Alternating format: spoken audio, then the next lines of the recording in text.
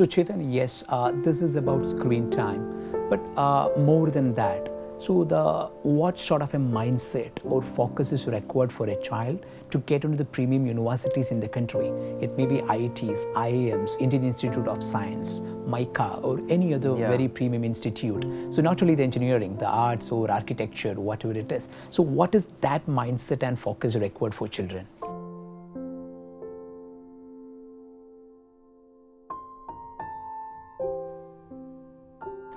Well, I mean, these institutions you are mentioning are very good, but they're also some of the most competitive in the country or even maybe the world.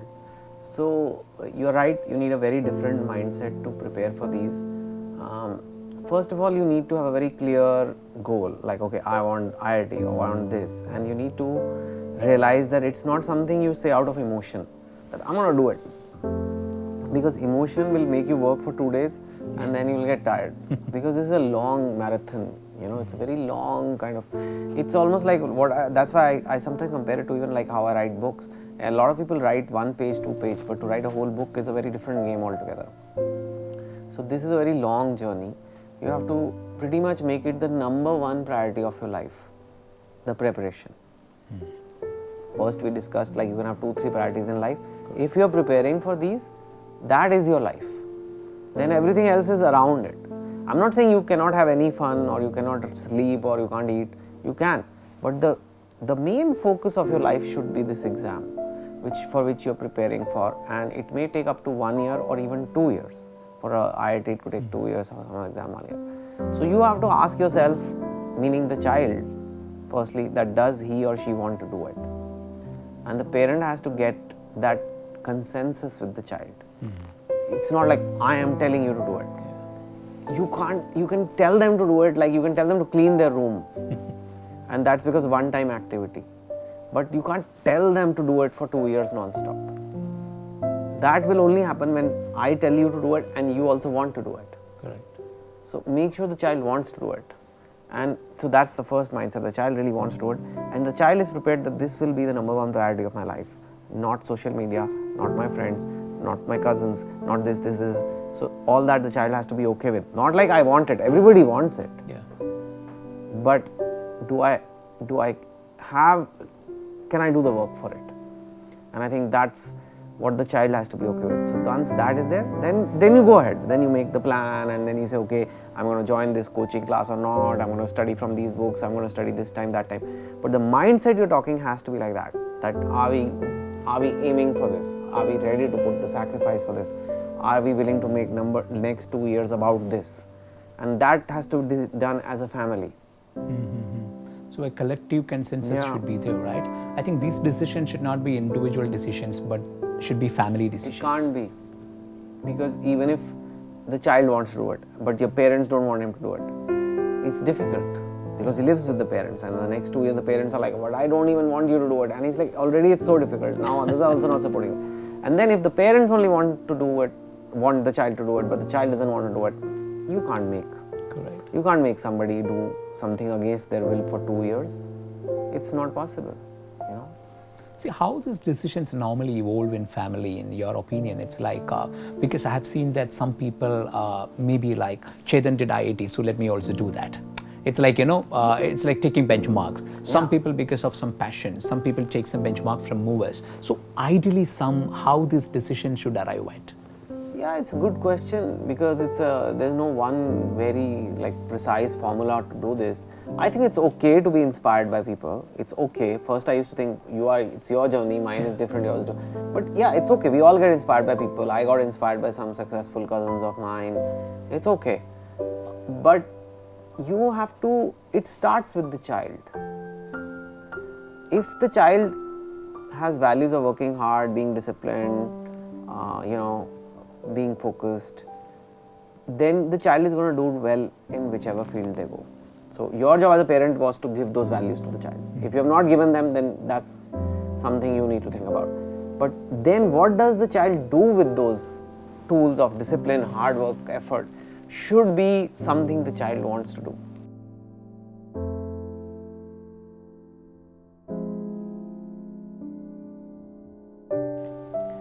I don't think it's, and even if the child is making a mistake, even if the child is having, oh, I saw Chetan Bhagat do it, okay, fine, it's not the most evolved way of arriving, but at least the child wants to do it. Correct. And I think that parents should always make sure that is the child wanting to do this. What's the point of life if you are doing things you don't want to do? Yeah. You know, even if you get into that college, the child never wanted to go there. I have met children who said, my mother said go to college, medical, then she got into dentist, which is I want to be a baker. Complete opposite of dentist. Absolutely. Where you have sugar. And that's what the mother and daughter came and they were asking me like, what do we do? And you know, I'm in first year and I want to be a baker. And these are like, I told the mother, did you not see this coming? Did you not know? No, but how can you make money as a baker? Yeah. I said, people eat more cake than they go to the dentist. I don't know, you can make money making. I mean, that's, you can't just be totally like the child is somewhere else and then you are somewhere else. I think it's because bakers are there, dentists are here. Yes, exactly, that's a good point. I should say, it's because of bakers spoiling people's teeth. But I mean, it's so different. Correct. A dentist's life versus a baker's life. Yeah, yeah.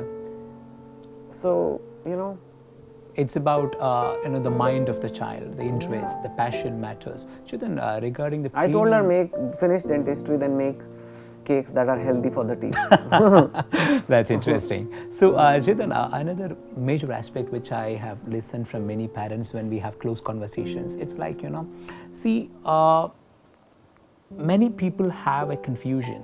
So, whether success is because of smart work or about hard work, because many rank holders, achievers, civil service, people who crack civil service, they say that I didn't focus much on studies. I was roaming around, and at a point of time, I had to give this exam, and I became successful. So it's nonsense. fine. Yeah, it's nonsense. Our civil service is someone cleared by roaming around. My God. There must be one or two people like that. I don't think it is possible. What they may be saying is they were not killing themselves. You don't kill themselves. You can't. For 2 years, how can you for 2 years now? They were disciplined, but they were also having fun. Yes, you can work 80% of the day and 20% of the day you can relax. You can watch TV, you can play a game, you can go for a walk, you can meet friends, you can go for a dinner. It's fine. That's okay. But I'm telling you, for these exams, hard work will happen. But just hard work obviously is not enough. We've seen people pushing manual labor, working hard in buildings and putting bricks all day, and that's a lot of hard work. But they don't make any money or very little money, right? So nothing against that, but I guess when you're talking of success, you're aiming higher than that. Yeah. So you need smart work and hard work. You need strategy and action. So if you ask me what's more important, I mean, both are important, but for some people, they are only strategizing. One day I'll do this, one day I'll do this, I'll dream this, I'll make this. They never take action. Correct. So for them, I'll say, for you, hard work is important. Your thinking is quite smart, but you're not working.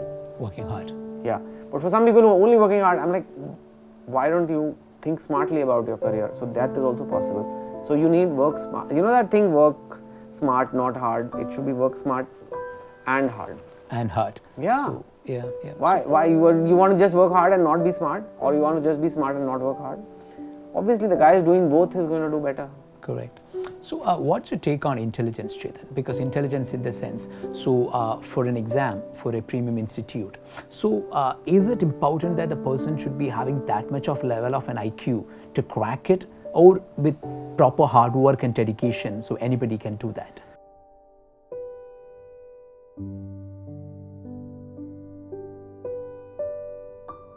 I think you need some intelligence, but intelligence is overrated also. Yeah. You need some wisdom, I think, and you need somebody who is willing to know that what I know and what I don't know. We all can't know everything. Correct. I've seen some very intelligent people lack that. There are some very intelligent people, but they lack that awareness that I don't know this. You know what I mean? So that is what is needed, a certain wisdom and a certain certain amount of intelligence. Yeah. But it's overrated, because most of the people who make it are people who use their intelligence but more than anything, it was just hard work, man. Just working away and not giving up, getting up from failure, being disciplined, aiming big, dreaming, having goals. All these things have nothing to do with intelligence or talent. Correct. There are many, many talented writers, I'm telling you, I've met, who just never wrote that book or never worked hard because they were scared of failing or they were lazy. So they had the bad values of laziness, of fear, of being judged, not taking risks. So these have nothing to do with intelligence. Risk taking, for example, for entrepreneurs. What has intelligence got to do with taking risks? Correct. Nothing. Correct. So many, many other things in life matter for success than intelligence. And IQ by itself, I mean, unless you're, maybe you want to be a professor somewhere there, but even there, you'll find in universities, the most intelligent professor doesn't get to the top. It's the guy who's playing the right politics which will get to the top. It happens or not? It happens, Yeah. The reality. Life is that's life. You better know it. Yeah. Intelligence is overrated. So that means you have to have minimum level of intelligence, but you have to build on top of it. Yeah. Right. You need other qualities. You need to be able to take risks. You need to be able to have goals. You need to be able to be persistent, disciplined, work hard, like I said, and you need the focus. You need, a strategy. You need plans. You need to give up distractions. Got it. All these things have nothing to do with intelligence. Got it. Somebody who gives up their phone and somebody who doesn't, what has intelligence got to do with it? But the guy who gave up the phone has 4 more hours per day. Now he will beat you in competition. So absolutely. So then some of the most important words you're told very now. So fear of failure, and not risk-taking mindset, and so these kind of stuff, especially fear, lack of confidence to move forward. So lack of ability to put risk or take calculated risk. So do you think that it's very popular among children, very popular among people, or how do you take that? we all want to avoid pain. Yeah. We all want to avoid failure. Nobody likes failure because it is, I'm not saying failure is amazing. Failure is bad. It feels like horrible. But inevitable. But it's inevitable. I mean, the head of ISRO, you don't become head of ISRO if you are not smart or not. Even he failed on national TV with the Prime Minister sitting next to him. Can you imagine that? Like, he had called the Prime Minister, the one time the Prime Minister comes to meet him, oh, we failed. And every channel in the country is showing you in every house. Yeah. And he was crying. He didn't say the next day, I'm resigning. He's working. I mean, he's okay, we'll try next time. Yeah. It's okay. Virat Kohli semi-finals World Cup. That was a stupid. I don't know if people who remember that match. I mean, we shouldn't have lost that match. It was like, sometimes we just get played better. Yeah. But that wasn't that match. Correct. We just lost. Correct. I mean, I'm sure he felt horrible because if we had gone to the finals, we would have won it. Yeah. But failure comes to the biggest of people, and you have to. But most people don't. People get so scared. Like, I'm not saying you need to be at ISRO and Virat Kohli level, but children who like, oh, there's a play happening, but I'm not going to go audition for it because what if I don't get it? What if I get rejected? I'm not going to take part in a debate. I'm not going to go try for the sports team because what if I get rejected? That's not good. That's not how, something worthwhile is made in life. You got to try. Even if it doesn't work. How many times your first manuscript got rejected? For 2 years. 2 Every years. publisher, all the publishers are in Delhi, and I went to everyone. Everybody rejected it, including Rupa, which finally published it. Only thing was they rejected, but they said, but there was some potential, maybe. So I then went to them and said, okay, tell me how to improve it, and then I did it. But we all face. My first film that came out today, everybody talks of 3 Idiots, but the first film was Hello, which not many people know about even. And it came and it didn't do well. And I felt, and even people felt that, okay, Bollywood will not work out for me. And then came 3 Idiots. If I had just said, no, I'm not going to do it, oh my God, this is so bad. That's, like I said, it's got nothing to do with intelligence. It's got ability to say, you know what, I'm here, I have one life, I'm going to try things. If it doesn't work, I'll try again. There is nobody in this world who has not failed. Who has not failed? Hold on, Chetan. At this point of time, I want you to go a bit deeper and reflect those days. when the first movie was a failure, when the first manuscript was continuously rejected for 2 years. I mean, can you just reflect those days, your thoughts, your feelings, your emotions? Obviously, I was feeling terrible. I'm not saying that I was like this, like I am today, like super charged up, like a motivational speaker. It's okay, you know, come on. No, I was horrible. I was like. Did you cry, Chetan? Yeah, I cried. I thought I'll drink. You try all kind of things when bad things happen. Yeah. But then I thought, like, if I keep on drinking only to get over, the solution to life's problems cannot be in a bottle. Correct. Otherwise, everybody would be having it. Yeah. Right? It can't be in a bottle. I can't be looking at this bottle for. You pay 1,000 rupees and you get happiness. You're feeling good. So obviously, this is not right. Correct. And I said, either I keep going down, slipping down, or I pick myself up and try one more time. Send it to another publisher. So I tried to have one more meeting with someone, and then. Hold on, Chetan. So, what is that moment which you decided try one more time? Because I felt pathetic, and I remember. Yeah, I think not that I had an alcohol problem or anything. Oh, yeah. But when you are going through your day, and the only thing you are looking forward to is when you will drink in the evening. So I said, basically, I'm hating my life. Correct. And I'm waiting for the time when I can forget about my life. Instead of that, I should look at my life, no matter how horrible it is, and see how I can fix it. Face it. Face it. Even if it meant I can't be a writer, okay, go back to the banking job, do that well. It's okay, it's not meant to be, accept it and move on. But to say that I'm going to like just, lose it all, I mean, that was not good. So I think that you get that moment. Yeah. We have it. Everybody has it differently. I'm not saying everybody, it's not like everybody can't be perfect at all time, But you ask anybody who, for example, was very fat, and you ask them and they've lost a lot of weight, you say, what was that moment? Yeah. And it doesn't mean that that moment is always dramatic. They just say, well, one day I saw myself in the mirror and I said it's enough. Or one party I went to. Correct. And like everybody was looking at me like I was. Correct. Or one photos I saw of mine in a group photo and I was like, no, I have to change. Yeah. So that's okay. Yeah. And I'm telling people this because it's not like one day like a band will come to your house and say, okay, change. Yeah. No, it will be small. Chetan, there are a lot of people who are waiting for that magic moment. That will never come like no elephants are going to come at your door and say, come on, change. Correct. It will be small. It will be, and that doesn't need external. It will be inside you, and you will say, enough's enough. I deserve a better life. I will not let myself treat myself like this. So that moment, the day that comes, it can come any day, and it will come to this evening. If you are watching this, it will come tonight. Because you watch this and you say, I deserve better. I can't treat myself like this. I can't suffer like this. You owe it to yourself. You would never make your friends go through what we tell ourselves, how we abuse ourselves, how we kind of are hard on ourselves. We will never make a friend. If a friend is falling again, you will say, get up.